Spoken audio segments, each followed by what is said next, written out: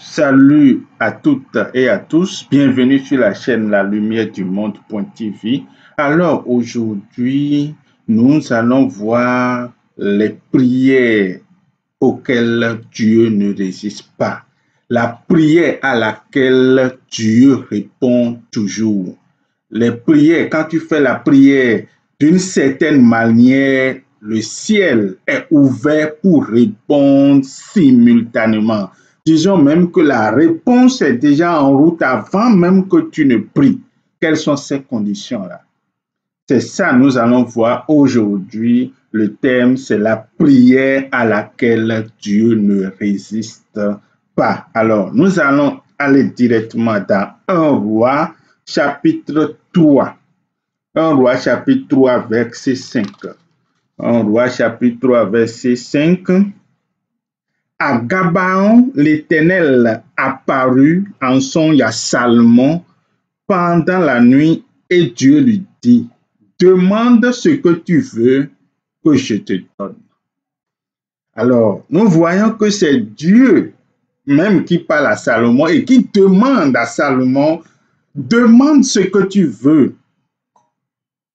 Demande ce que tu veux, prie, puisque ce n'est pas la prière que nous faisons des demandes à Dieu, pas la prière, c'est pas la prière que nous parlons avec Dieu, c'est pas la prière que nous étalons devant Dieu nos problèmes, que nous étalons devant Dieu nos demandes. Alors Dieu demande à Salomon, demande ce que tu veux, demande ce que tu veux et je te donne.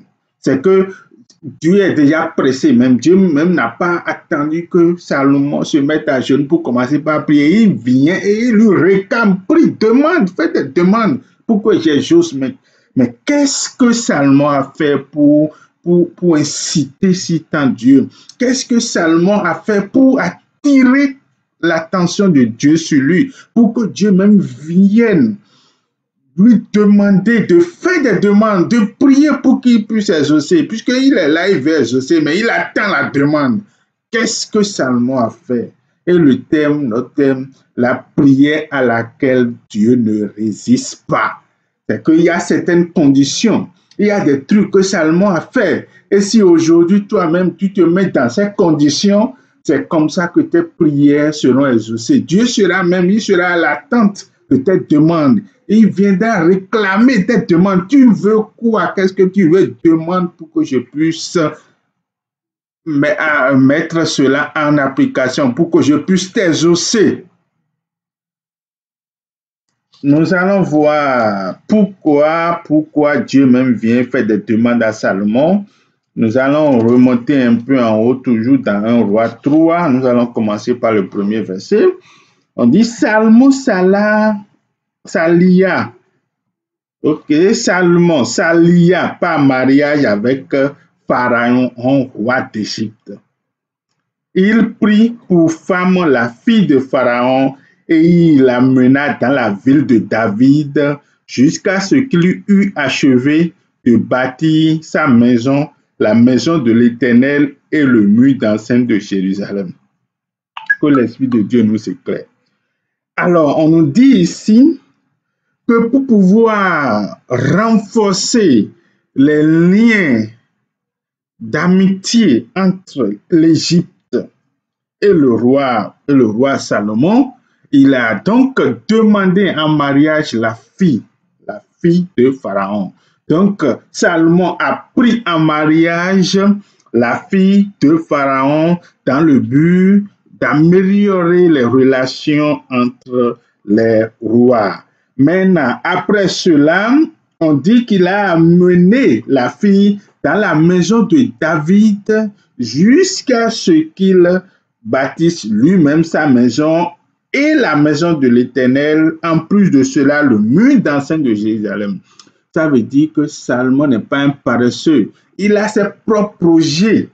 Ses projets, il va se marie à l'enfant, à la fille du roi d'Égypte.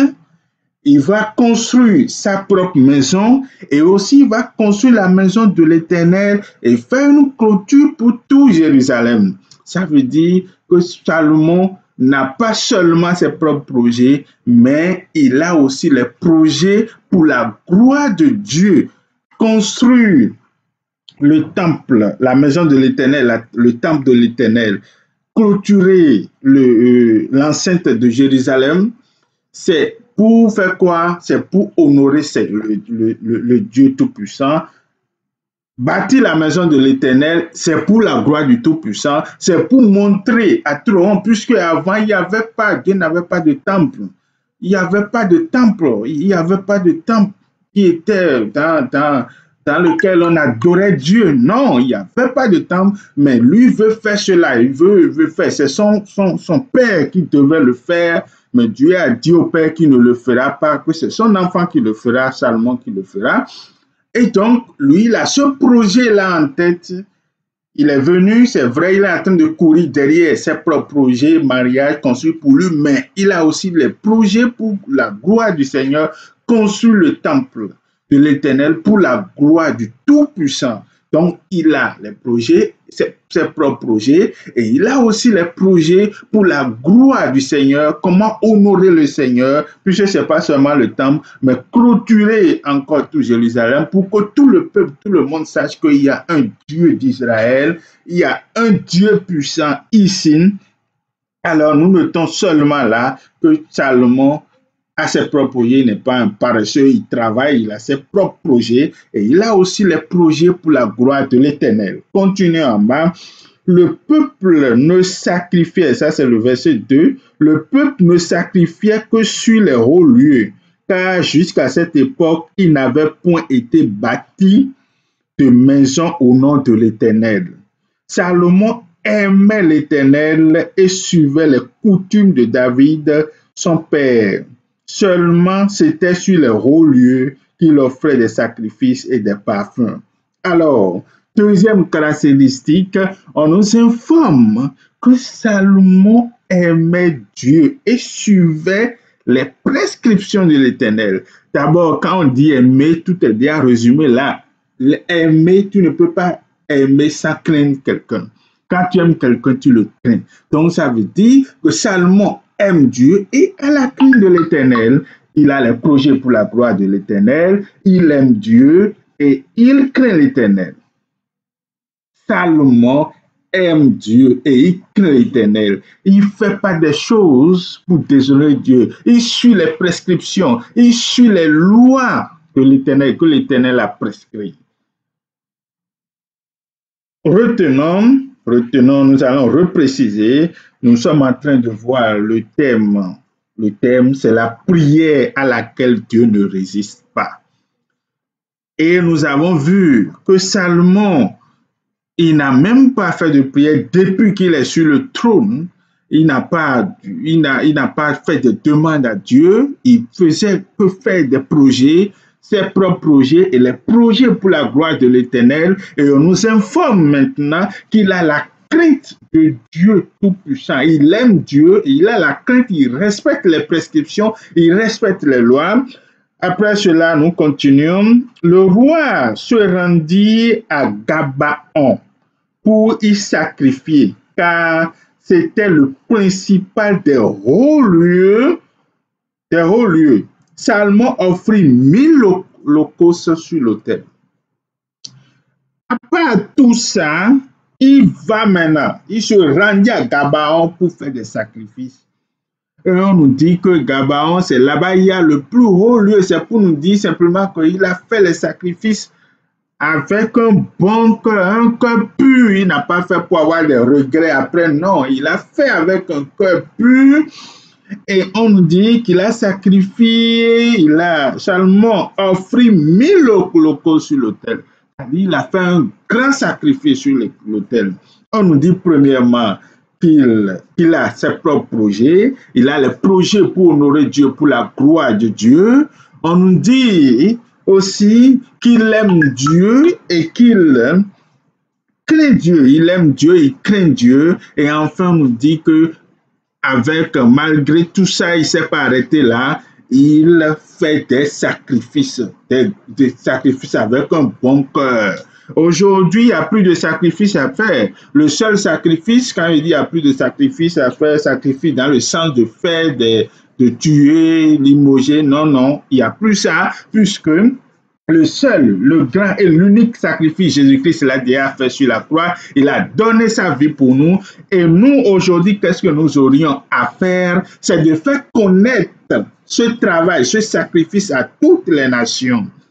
Notre sacrifice aujourd'hui, le sacrifice que nous aurons à faire aujourd'hui, c'est de faire connaître à tout le monde, à tous les peuples, à toutes les nations, comme l'a recommandé dans Matthieu Jésus avant son départ, d'aller partout dans le monde et de prêcher la bonne nouvelle. C'est ça notre mission aujourd'hui, c'est ça notre sacrifice.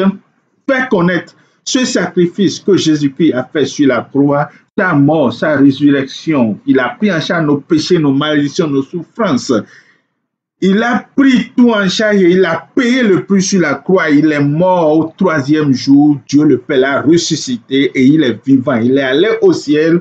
C'est cette bonne nouvelle qu'on nous demande de montrer à tout le monde, de prêcher à tout le monde. Et c'est ça notre sacrifice aujourd'hui. Qui parle de sacrifice parle de l'amour du prochain. Les difficultés autour, amour du prochain, c'est l'aide que nous apportons au quotidien, aller visiter les malades, les dons que nous faisions, tout ça c'est dans l'amour. Les dons que nous faisions, etc. Les sacrifices que nous faisions pour la propagation de la bonne nouvelle. Ça, c'est le verset 4. Et maintenant, le verset 5, où on nous dit à Gabaon, l'Éternel a paru en son à Salomon pendant la nuit, et Dieu lui dit, demande ce que tu veux que je te donne. Il était même encore dans le lieu de sacrifice, puisque Gabaon n'est pas dans Jérusalem, il a voyagé, il est allé là-bas pour faire le sacrifice, c'est ce qu'on nous dit ici. Le roi se rendit à Gabaon pour y sacrifier. C'est là-bas il y a le haut lieu pour faire le sacrifice. Et donc, c'est là-bas il était quand Dieu l'a apparu en même temps pour lui dire, ah mon enfant, tu veux quoi? Qu'est-ce que tu veux que je te donne? Dieu est venu maintenant réclamer la prière. Même prie, puisque depuis qu'il est sur le trône, il n'a rien demandé à Dieu. Il fait seulement les projets. Il a un bon cœur, il le craint et il veut la gloire du Seigneur. Maintenant, Dieu vient et dit, mon enfant, demande ce que tu veux. Alors, si tu veux que tes prières soient exaucées les plus tôt possible, si tu veux que Dieu te demande déjà de faire des demandes, il est déjà debout et il attend tes demandes, alors tu sais ce que tu as à faire. On ne te demande pas d'être paresseux. C'est vrai, tu es occupé, tu as un boulot, tu fais tes projets, tout, mais tu dois inclure dans tes projets les projets de Dieu. Partout où tu es, tu dois œuvrer pour la gloire du Tout-Puissant, la gloire du Seigneur. Tu dois avoir la crainte de Dieu, tu dois l'aimer, suivre ses prescriptions, ses ordonnances et enfin te sacrifier pour la bonne nouvelle, te sacrifier pour le royaume de Dieu à venir, te sacrifier pour la propagation de la bonne nouvelle. Et en faisant ces choses, mon frère, Jésus-Christ, Dieu le Tout-Puissant, est déjà à la porte et à l'écoute. Il a déjà tendu ses oreilles, il a déjà écarté ses oreilles, il a déjà tourné ses oreilles vers toi pour écouter ta prière. Il attend seulement que tu parles. Il attend seulement que tu fais des demandes pour que ça soit exaucé. Alors, si vous n'êtes pas encore abonné à cette chaîne, faites-le et au samedi, à la prochaine. Tous les samedis, nous faisons de nouvelles vidéos. Alors, n'hésitez pas à vous abonner et à bientôt. Que le Seigneur, le Tout-Puissant, vous bénisse.